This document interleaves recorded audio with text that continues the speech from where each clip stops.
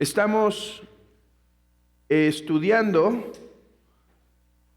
el capítulo 1 de la confesión, párrafo 1. Capítulo 1 de la confesión, párrafo 1. Y el capítulo 1, párrafo 1, tiene una frase a la que hemos estado dando atención en las últimas 2 lecciones de la confesión. Con esta sería la tercera. Y va a haber una cuarta y es probable que con eso terminemos. ¿A qué frase nos estamos refiriendo? Bueno, la confesión dice que la Biblia es la revelación suficiente para que el hombre pueda ser el camino a la salvación y quién es este Dios. La Biblia es suficiente para darnos ese conocimiento. Y no hemos abordado eso, porque hay una frase que en ese mismo contexto dice, pues aunque la luz de la naturaleza y las obras de creación y providencia revelan a Dios, no son suficientes. Bueno, es esa frase a la que le estamos dando atención, porque como he explicado anteriormente, en esta frase se contiene lo que es conocido como la teología natural. La teología natural. Es cierto, tenemos una revelación especial y por medio de esta revelación especial hacemos teología y llamamos a esa teología supernatural o teología especial. Pero hay otro libro aparte de la Biblia. ¿Cuál? No el libro de Mormón, no la Atalaya. Esas no son inspiraciones. Bueno, y si son inspiraciones, no son de Dios, son del mismo diablo. ¿Cuál es este otro libro que Dios nos ha dejado? La creación, la luz de la naturaleza de nuestro corazón y la providencia es otro libro. Y los libros nos dicen cosas, nos narran cosas. Bueno, este libro nos narra cosas respecto a Dios, respecto al mundo, respecto a quién es el hombre.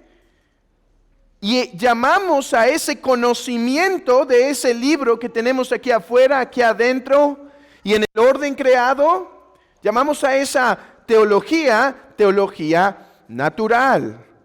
Bueno, esa teología que hemos empezado a dar atención solo por 4 sesiones, es el plan, era el plan original.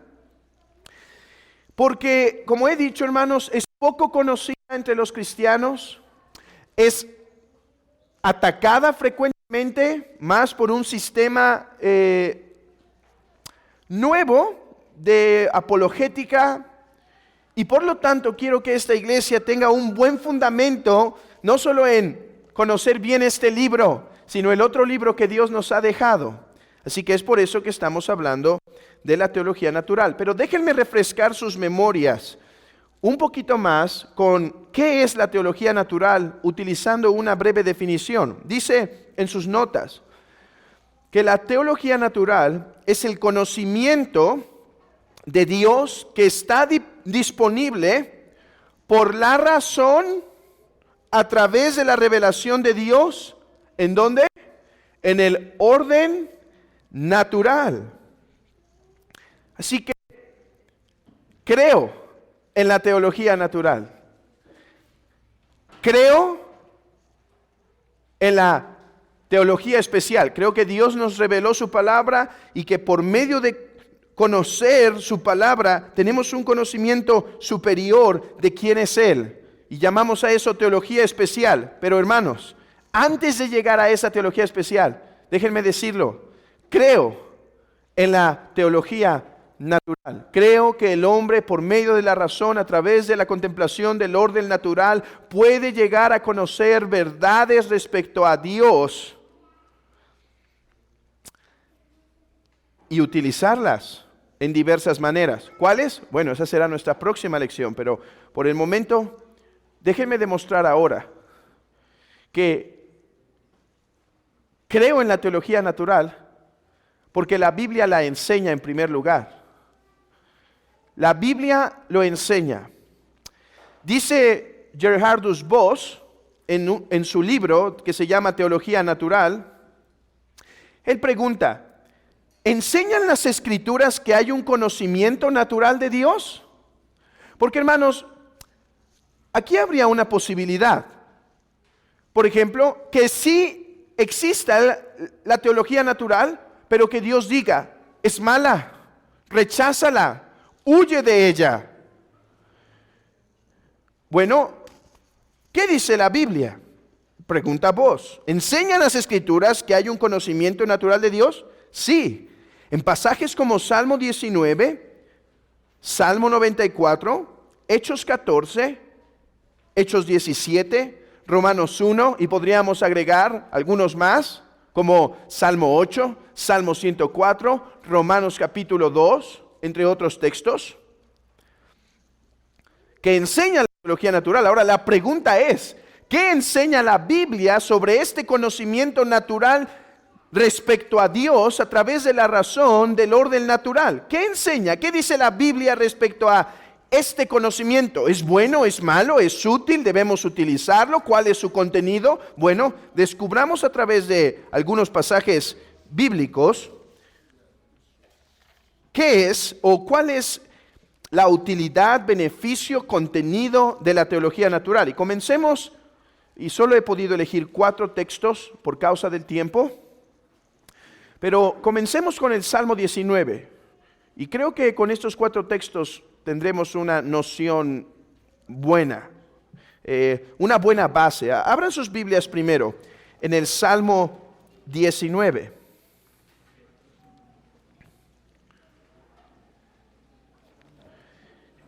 Y leamos el versículo 1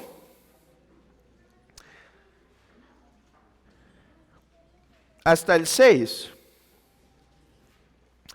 Los cielos cuentan la gloria de Dios, y el firmamento anuncia la obra de sus manos. Un día emite palabra a otro día, y una noche a otra noche declara sabiduría. Vean esto, no hay lenguaje, ni palabras, ni es oída su voz. Por toda la tierra salió su voz, y hasta el extremo del mundo sus palabras. En ellos puso tabernáculos para el sol, y como esposo que sale de su tálamo, se alegra cual gigante para correr el camino.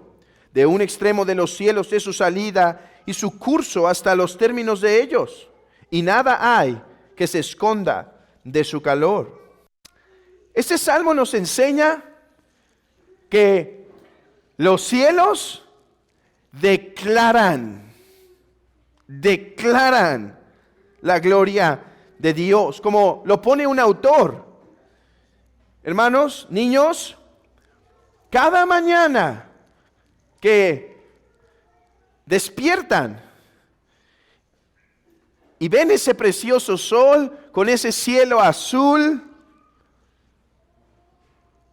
tienen una predicación diaria que dice, Dios me creó. Los cielos les predican, Dios me creó. De hecho, el Salmo 8, versículo 1, dices algo semejante: oh Jehová, Señor nuestro, cuán glorioso es tu nombre en toda la tierra, has puesto tu gloria sobre ellos. ¿Qué quiere decir que ha puesto su gloria sobre los cielos? ¿Y qué quiere decir el Salmo 19 cuando comenta que los cielos proclaman la gloria de Dios? Hermanos, que Dios hizo los cielos, las montañas, el mar, las estaciones, de tal forma que cuando los hombres lo vean, puedan ver algo de Dios. El cielo no es Dios, los árboles no son Dios, y el león no es Dios. Pero Dios los creó de cierta forma que cuando los veamos podamos saber algo de Dios. Su hermosura, su belleza, su sabiduría, su eternidad. Dice un autor, la imagen poética es poderosa en el Salmo 19. El universo sensible no puede hablar, no puede usar palabras y no tiene voz, pero claramente se escucha su mensaje ante todos.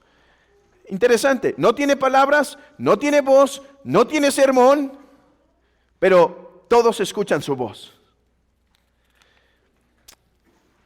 ¿Qué vemos en este texto? Que en el salmista, esta contemplación resulta en adoración a Dios. Esta contemplación resulta en: sé tú glorificado, grande y poderoso Señor.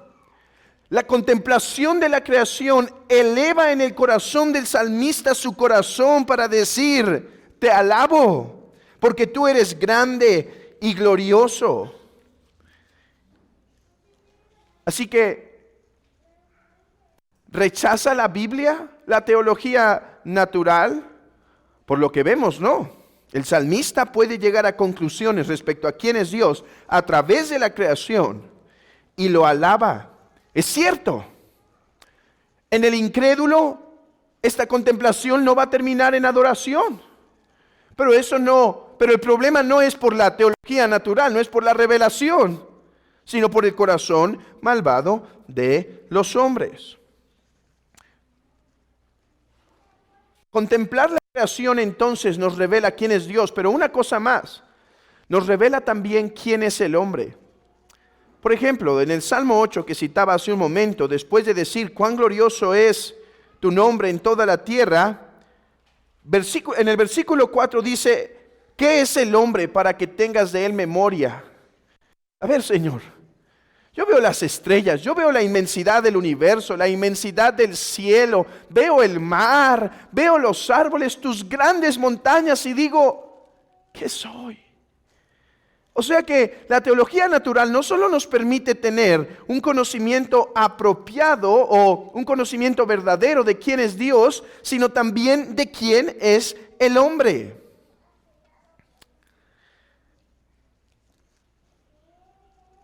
La Biblia no rechaza la teología natural. Por el contrario, la promueve para la adoración de los hombres. Miren, casi siempre intento estar cargando algún libro que esté leyendo, incluso si sé que no voy a tener ni un tiempo y digo no voy a poder, voy a ir en el carro y la cita es exactamente y solo voy a llegar ahí, siempre cargo el libro. ¿Por qué? Porque puede ser que se me descomponga el carro y mientras lo espero podré leer. O puede ser que haya tanto tráfico parado y ya ha pasado, hermanos, y más en López Mateos. ¿Sí? O puede ser que las otras personas que siempre eran puntuales, ese día llegaron tarde. Bueno, pero me ha pasado, hermanos, que hay veces que se me olvidó el libro. Y veo que hubo tráfico, se detuvo 100% y veo el asiento del copiloto para ver si estaba el libro y recuerdo que lo dejé justo a la entrada de la casa. Bueno, tengo buenas noticias, porque hay un libro que no tengo que cargar, que está constantemente disponible para mí, su creación, para contemplar algo respecto a Dios y poder preguntarme, ¿qué puedo saber de Dios por medio de esta noche oscura? ¿Qué puedo entender de Dios respecto a esta noche? Estas pocas estrellas, aunque sé que hay muchas, pero estas pocas estrellas. ¿Qué puedo aprender de este viento que mueve los árboles? O de estos pajaritos que saben a qué hora buscar su casa. Y allí ves esas parvadas negras en los cielos buscando arbolitos para poder reposar. Hermanos, el creyente es animado a contemplar la creación y razonar respecto a lo que puede conocer respecto a ella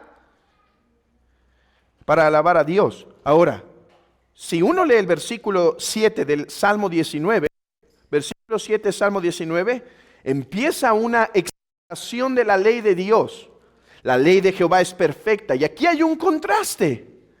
Es cierto, Dios se ha revelado en la creación, pero su ley, o sea, su palabra, su revelación hablada es superior, es perfecta, transforma el alma, lleva al hombre a una adoración más perfecta a Dios. Absolutamente. La teología natural no nos fue dada para que no necesitáramos la Biblia, no. Más bien, nos quiso dar 2 libros para conocerlo. Este es mucho más excelso, más perfecto. Este transforma el alma. El otro texto no puede, el otro libro no puede transformar nuestra alma. Pero no por eso es inválido. Bueno, 3 cosas hemos aprendido. La creación revela la gloria de Dios, revela la pequeñez del hombre. Y la Biblia no rechaza o no minimiza la teología natural, sino que la pone como un buen medio que el hombre puede utilizar para adorar a Dios. Y una cosa más, pero esta es insuficiente, o esta se queda corta a la luz de la teología especial, de la revelación especial. Bueno, hubiera querido ir al 94 y al Salmo 104, pero vamos a pasar a Hechos capítulo 14. Hechos capítulo 14.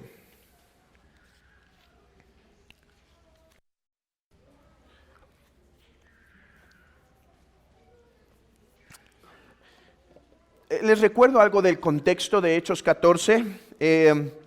Hay un hombre en Listra que estaba sentado, cojo de nacimiento, jamás había andado, y escuchó hablar de Pablo, y entonces, al escucharlo hablar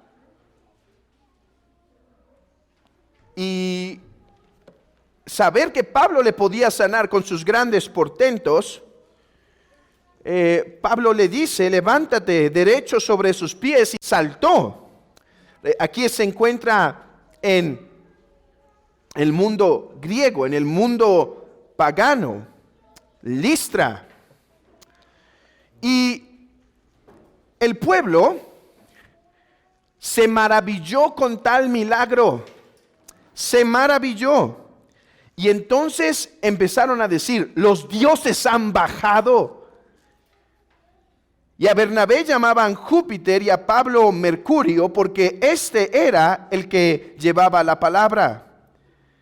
Y el sacerdote de Júpiter, cuyo templo estaba enfrente a la ciudad, trajo toros y guirnaldas delante de las puertas, y juntamente con la muchedumbre quería ofrecer sacrificios. Cuando lo oyeron los apóstoles, Bernabé y Pablo rasgaron sus ropas y se lanzaron entre la multitud dando voces diciendo: varones, ¿qué hacéis? A ver, deténganse.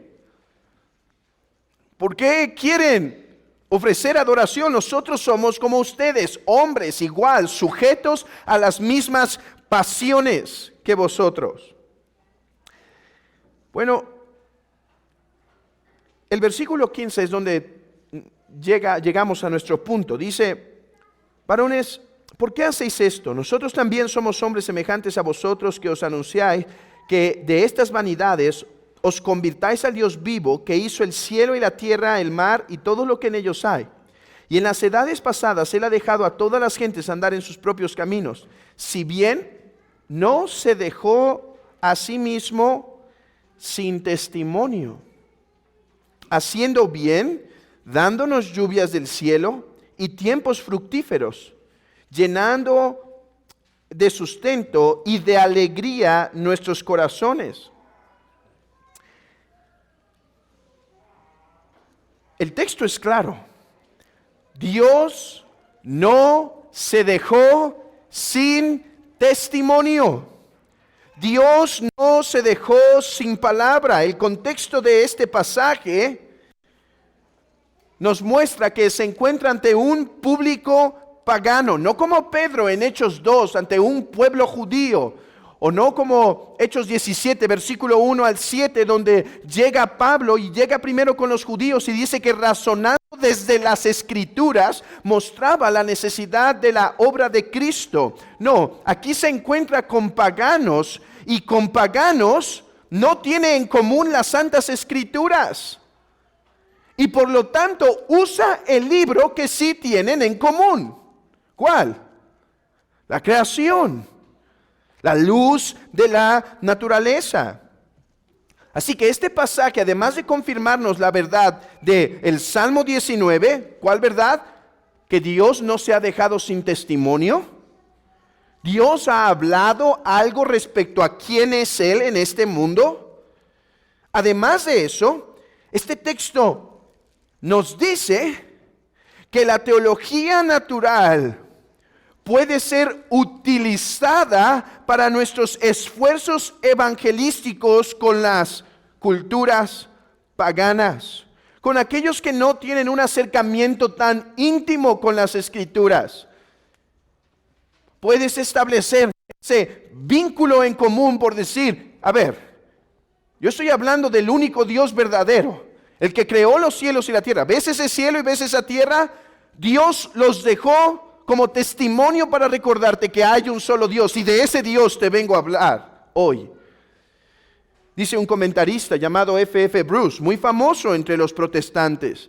Él dice, a los judíos que ya saben que Dios es uno y que es el Dios vivo y verdadero, el Evangelio les proclama que Jesús es el Cristo, pero a los paganos hay que enseñarles primero lo que los judíos ya confesaban respecto a Dios y su carácter.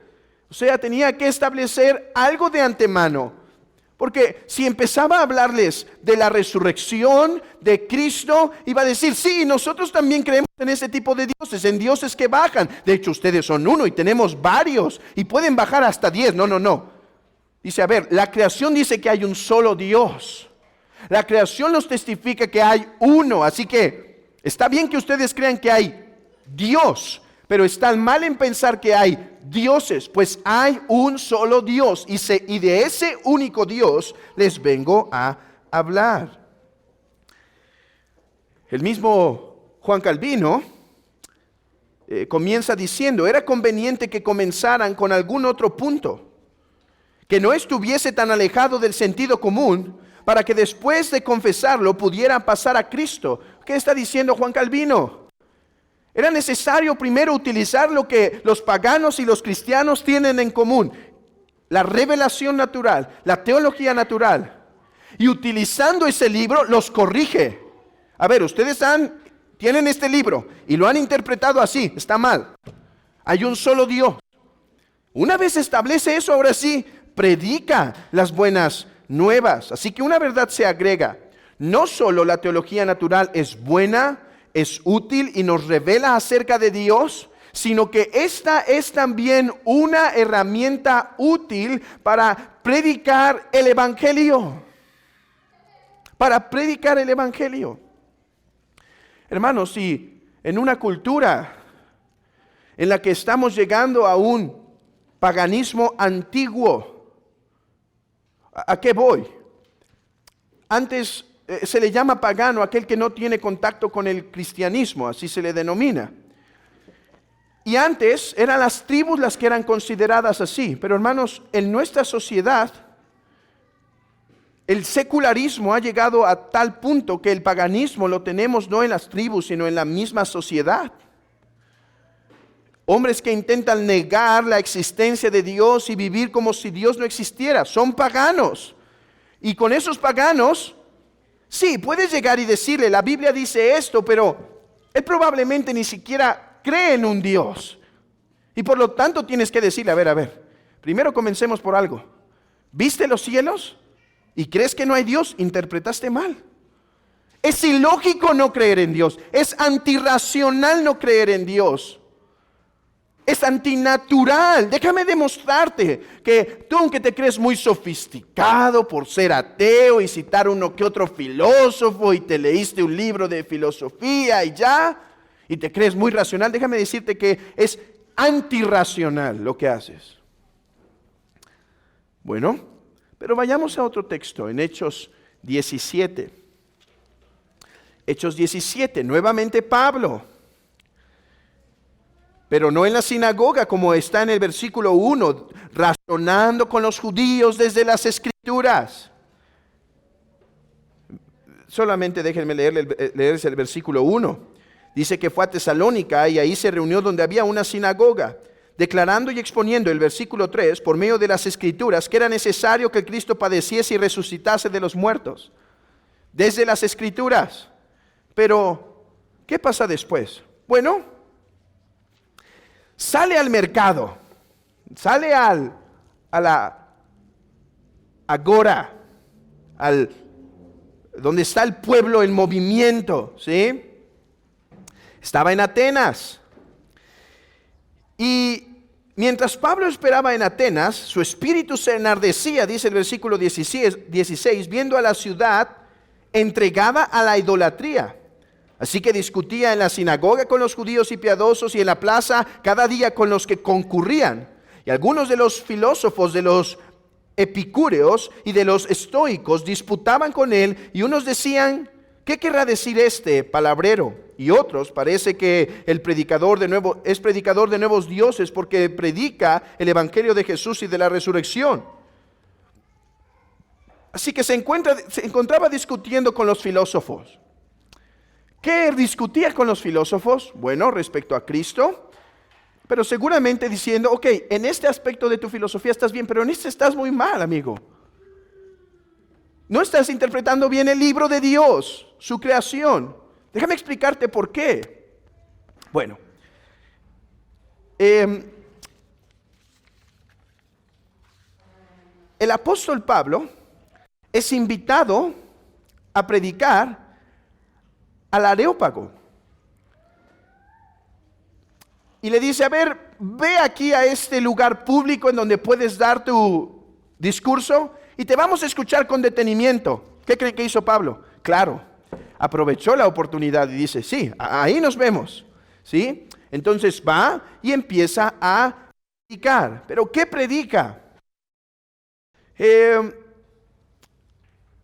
Versículo 22, entonces Pablo, puesto en pie en medio del Areópago, dijo: varones atenienses, en todo observo que son muy religiosos, que sois muy religiosos.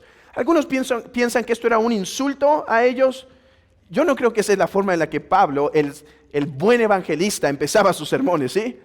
A ver, ustedes idólatras. No, yo creo que está exaltando esa situación.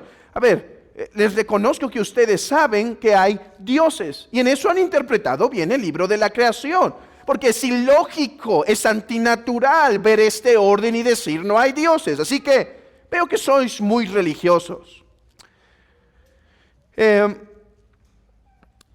Continúa. Versículo 23, porque pasando y mirando vuestro santuario hallé también un altar al cual estaba esta inscripción: al Dios no conocido, al que vosotros adoráis, pues sin conocerle es a quien yo os anuncio. A ver, ¿qué está diciendo? Dice: dentro de sus dioses vi una inscripción que decía: bueno, debe haber otro. Tienen un montón, pero quizá hay otro. Y a este otro ustedes dicen: bueno, por si las dudas también lo adoro, no lo vaya a ofender. Porque si ya puse tantos dioses y me faltó uno, bueno, este es el de por si las dudas. Bueno, dice Pablo, es a ese Dios a quien yo os anuncio. Un Dios que no han conocido todavía. Un Dios que ustedes saben que debe existir uno más, uno quizás superior a todos, pero lo desconocen. Bueno, yo de ese les predico.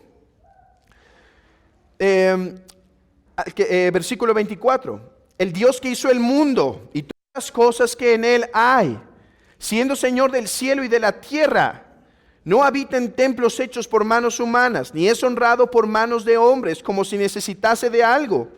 Pues Él es quien da a todos vida y aliento y todas las cosas. Y de una sangre ha hecho todo el linaje de los hombres para que habiten sobre la faz de la tierra. Y les ha prefijado el orden de los tiempos y los límites de su habitación para que busquen a Dios y si en alguna manera palpando puedan hallarle, aunque ciertamente no esté lejos de cada uno de nosotros. ¿Qué está haciendo el apóstol? está diciendo, igual que en Hechos 14, Dios no se ha dejado sin testimonio. El creador del mundo ha manifestado que hay un Señor y por lo tanto hay una sangre, una humanidad de la cual todos participamos. Nuevamente, como en Hechos 14, aquí en Hechos 17, Pablo está usando el conocimiento natural, la teología natural de los paganos para su evangelización. A ver, que algo quede muy claro, que algo quede muy claro. No la está tomando sin filtro. La está tomando y dice, ok, en esto tienen verdad, pero en esto se han equivocado. La toma, la filtra, la corrige y la usa como un puente para llegar a sus corazones. Dice un autor llamado David Hines, antes de poder adorar a Dios correctamente, hay que saber claramente que el Dios al que se adora es el único Dios verdadero. Los griegos ya sabían que existía alguna divinidad digna de adoración y por tanto, Pablo comienza predicando el monoteísmo básico y proponiéndose revelar al único Dios verdadero que es digno de adoración. Hermanos, los judíos ya sabían que había un solo Dios. ¿Cómo lo sabían? Bueno, quizá por la luz de la naturaleza, pero si les falló conocerlo por la luz de la naturaleza, se les había revelado claramente por revelación especial. Bueno, esto es lo que está haciendo en primer lugar Pablo con estos atenienses. En primer lugar está estableciendo que hay un Dios del cual les va a hablar. ¿Y cuáles son sus argumentos? ¿Qué texto bíblico utiliza? Ninguno. Por el contrario, usa un texto de un pagano. Versículo 28. Porque en él vivimos y somos y nos movemos como algunos de vuestros propios poetas también han dicho, porque linaje suyo somos. Pablo utiliza un texto griego que se refiere a Zeus, diciendo que los poetas griegos han reconocido correctamente que los seres humanos son creados y sostenidos por Dios. Zeus. Ayer platicábamos eso en la mesa. Una de las niñas nos platicaba cómo había leído en la historia de Zeus, la historia de los griegos, cómo también tomó arcilla y les dio aliento de vida. Los griegos tenían estos mitos. Y Pablo dice, de hecho, sus poetas, ¿y quiénes eran los poetas? Hermanos, en este tiempo los poetas griegos eran los teólogos, ¿saben? De hecho, el nombre teólogo se le llama a los poetas. ¿Por qué? Porque los poetas eran los que transmitían el mito. ¿Y qué es el mito? Su teología. Y por eso lo que está diciendo aquí no es, un simple trovadorcillo del centro. No. Está diciendo lo que sus teólogos, los que sus doctores en teología han dicho. ¿Qué han dicho? Bueno, linaje suyo somos. Y esta es la forma, este es el vínculo por el cual Pablo se puede conectar en su evangelización. Dice F.F. Bruce, es bastante coherente con la posición teológica general de Pablo permitir que estos escritores paganos, como criaturas de Dios, confrontadas con la revelación divina, fueran capaces de dar respuestas válidas en tanto y cuanto se mantuvieran aislados de sus sistemas paganos. Algunos han dicho, pero Pablo no volvió a usar este sistema de predicación porque vio que falló. ¿Quién dice que falló? ¿Quién dice que falló? ¿Quién dice que no lo volvió a utilizar? Solo porque no lo tengamos registrado no quiere decir que no lo volvió a utilizar. No, y por otro lado no vemos que falló. Vean conmigo el versículo 32 al 34. Pero cuando oyeron de la resurrección, paramos aquí. La teología natural sirvió a Pablo para introducirse. como un medio en común con los paganos. Después le ayudó la teología natural no solo como un vínculo, sino para corregir ciertas premisas teológicas que son necesarias tener para después entender el Evangelio. Y en tercer lugar, llega hasta la cruz. Hermanos, el propósito de la teología natural no es la teología natural en sí, sino la cruz.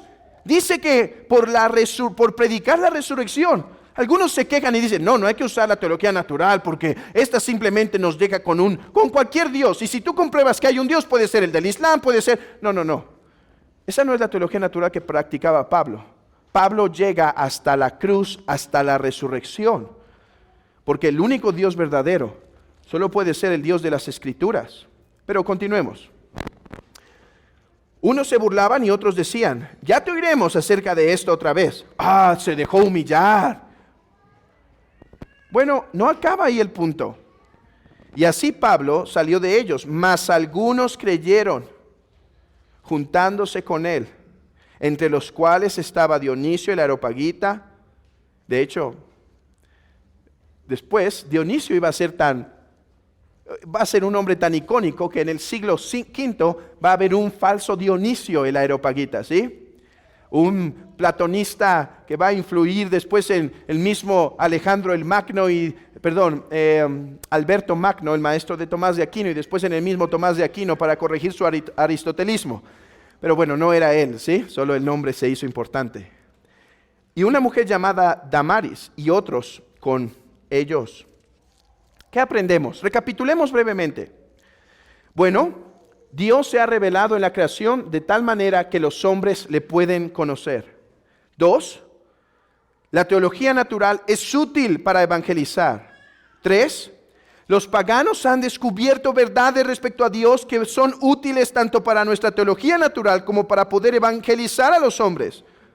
4, la evangelización no termina con la teología natural, sino con la predicación del Evangelio. Un texto más y concluimos. Romanos capítulo 1. Romanos capítulo 1. Versículo 18 al 20. Romanos 1, 18 al 20.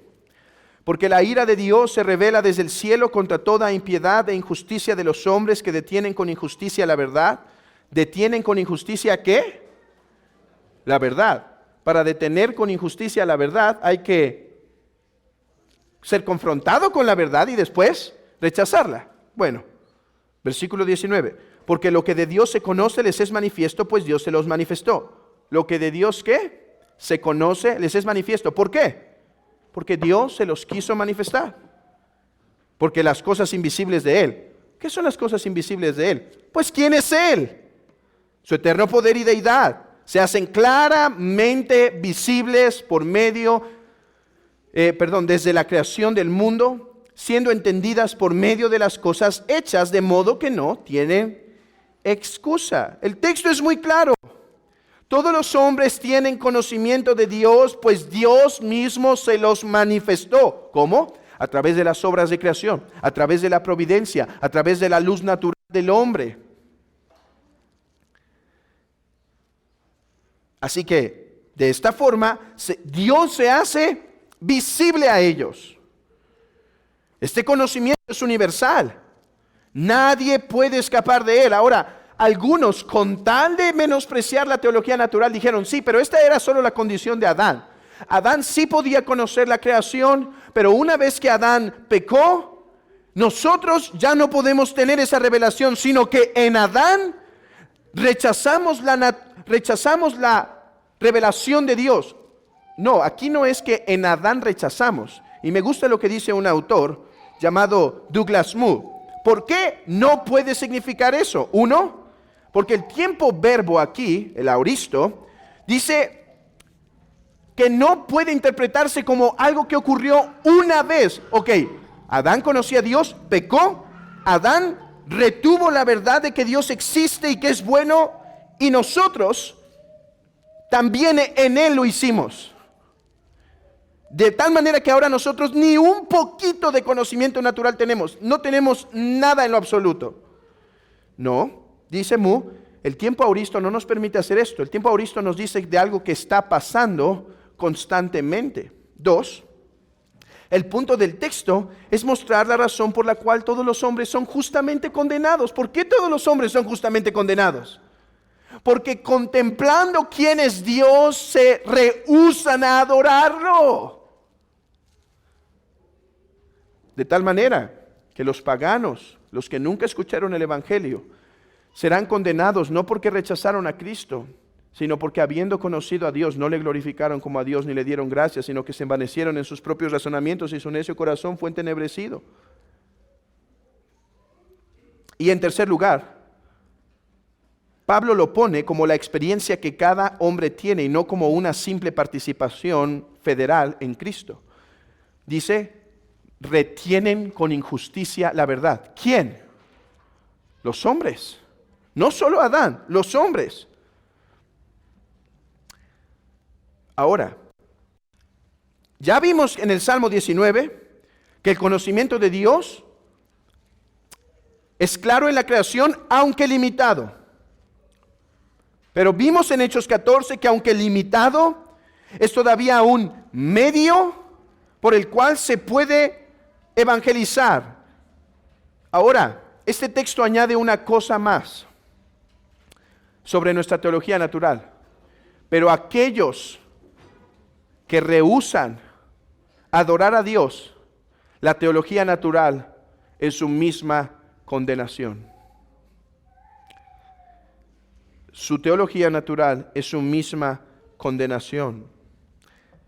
Dijo Juan Calvino, Dios se ha mostrado tanto por sus obras que ellos son forzados a verlas, de manera que cuando las ven y no buscan a Dios, son justamente condenados por ello. Ahora, deberíamos agregar a la teología natural otro aspecto, y seré muy breve porque el tiempo se me ha terminado, pero además de la teología natural, que es el conocimiento de Dios a través de la creación, tenemos la ley natural escrita en nuestro corazón, que no solo nos dice que hay un Dios, sino que Dios me ha dado una ley por la cual debo vivir. Como dice en el versículo 32 del mismo texto, quienes habiendo entendido el juicio de Dios, que los que practican tales cosas son dignos de muerte, no solo las hacen, sino que se complacen con los que la practican. Y como dice Romanos capítulo 2, versículo 14 al 17 también. Ok, concluyamos. Hagamos una pequeña formulación, un pequeño resumen. A la luz de esto podemos decir, 1, Dios se ha revelado en la creación. Y esto implica que el corazón del hombre, la providencia de Dios y sus obras de creación son suficientemente claras para revelar que hay un Dios. Y no solo que hay un Dios, sino que es bueno, eterno, sabio, poderoso y justo, y que me ha dado una ley por la cual debo vivir. Los hombres conocen realmente respecto a este Dios a través de la razón. 3, este conocimiento es insuficiente para la salvación de los hombres. Por eso predicamos el Evangelio, porque es insuficiente para la salvación de los hombres. Pero no solo es insuficiente, termina en condenación al pecador si éste no se arrepiente. 4, los creyentes pueden tener una teología natural, purificada por el Espíritu regenerado y por la palabra, y utilizarlo. ¿Para qué utilizarlo? Para adorar a Dios. ¿Para qué otra cosa lo pueden utilizar? Para su crecimiento espiritual, y veremos más de esto en la próxima lección. Pero también lo pueden utilizar como un medio para evangelizar a los incrédulos. Los creyentes pueden tomar de la teología natural, de los aciertos de la teología natural de los paganos, y pueden utilizarla para establecer puentes con ellos, a fin de poder predicar el simple evangelio de Cristo. Y cuando digo simple me refiero a sencillo, porque aún, hermanos, Dios ha dejado un mensaje tan claro que el hombre lo puede contemplar a la luz de la creación y un evangelio tan claro que una predicación sencilla puede llevar a los hombres a la fe en Cristo Jesús. Déjame terminar ahora hablando al incrédulo, porque esta lección fue principalmente de la utilidad, beneficios de la teología natural y demás. Pero esto también confronta al incrédulo diciendo: hoy escucharás el sermón de Dios por medio del púlpito y su palabra, pero cada día eres confrontado con una predicación allá afuera que dice: yo soy tu creador. ¿Hasta cuándo? ¿Hasta cuándo?